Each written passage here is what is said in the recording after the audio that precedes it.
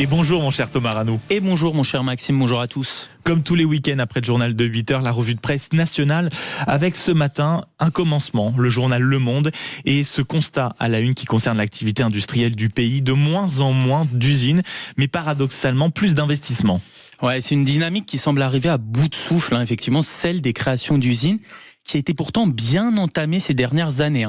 Un chiffre pour en comprendre l'ampleur, 179 sites industriels ont fermé en 2025, notamment dans les secteurs de l'automobile, de la métallurgie et de l'alimentaire, alors que seulement 116 ont été créés.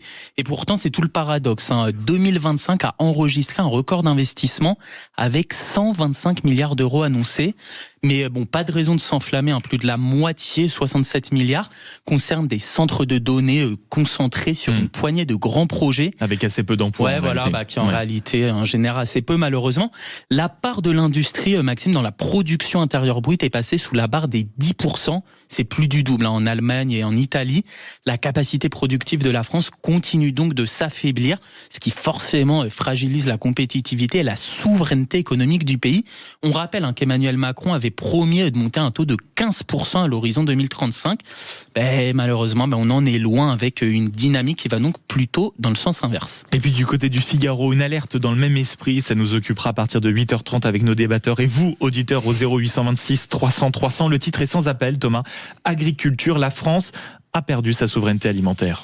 Ouais, un déclin est entamé depuis plusieurs années, mais effectivement 2025 marque un tournant historique selon le quotidien.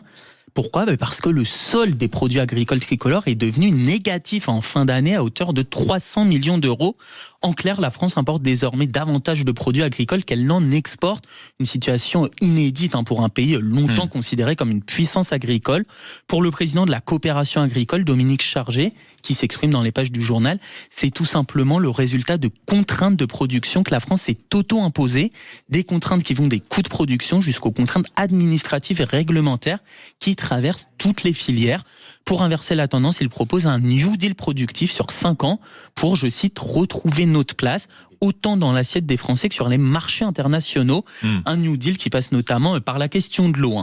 L'Espagne stocke 50% de ses eaux excédentaires l'hiver pour irriguer 20% de la surface agricole utile, quand nous en stockons seulement 1% pour irriguer 6% de nos surfaces, explique-t-il notamment. Il faut rappeler ces chiffres, écoutez bien auditeurs, l'Espagne stocke 50% de ses eaux excédentaires l'hiver pour irriguer 20%, nous la France seulement 1% pour irriguer 6% de nos surfaces. Des proportions qui n'ont rien à voir. Ça c'est sûr. À la une de Libération, un portrait à retrouver, c'est celui de Bad Bunny, l'homme qui fait peur à Trump selon le quotidien. Eh oui, la pop star portoricaine sera à l'affiche lors de la mi-temps du Super Bowl dans la nuit de dimanche à lundi.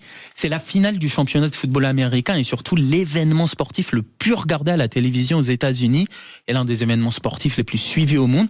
Alors Bad Bunny, il a remonté contre Donald Trump et la police de l'immigration, l'ICE, que Libé qualifie comme une milice anti-migrants, et sa prestation à l'occasion de l'événement promet d'être très politique. De quoi, en tout cas, dissuader le président américain d'y assister alors qu'il avait été le premier à le faire l'année dernière.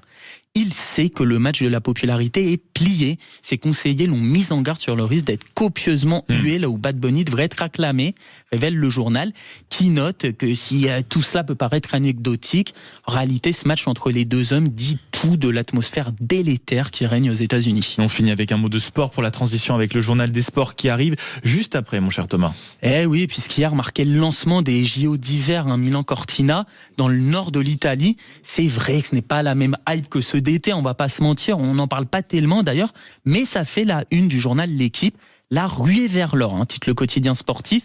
L'équipe de France de hockey féminine a ouvert le bal hier et s'est inclinée malheureusement 3-2 face au Japon.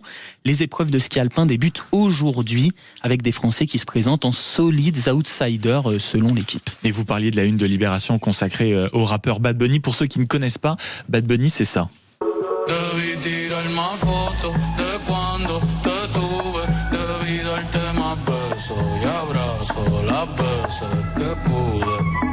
Et c'est l'un des streamers portoricains les plus écoutés dans le monde. Et il faut savoir qu'il a battu, je crois, un record de visionnage concernant le simple petit extrait qui annonçait qu'il allait être à la mi-temps du Super Bowl, pour dire la puissance absolument planétaire de cet artiste qui sera donc à suivre. Et si vous traînez sur les réseaux sociaux, à coup sûr, entre dimanche et lundi, vous risquez de le voir apparaître absolument partout. Merci beaucoup, mon cher Thomas Rano, pour cette revue de presse aux élans musicaux. C'est comme ça, 8h12, le journal des sports.